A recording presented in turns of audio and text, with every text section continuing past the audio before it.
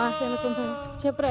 నేల మీద మనలాగే ప్రాణులెన్ని చేపలు పిలిచేందుకు చేపలు కావాలా?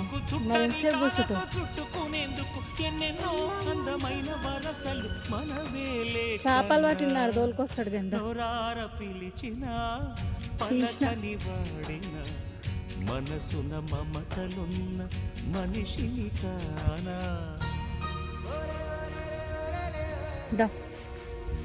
మా అయ్య రానా ఇప్పుడు కాదు కానీ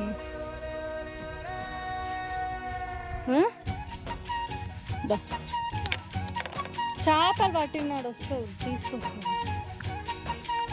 సరేనా. అరే చూడు చేపలు పట్టినాడు తీసుకో.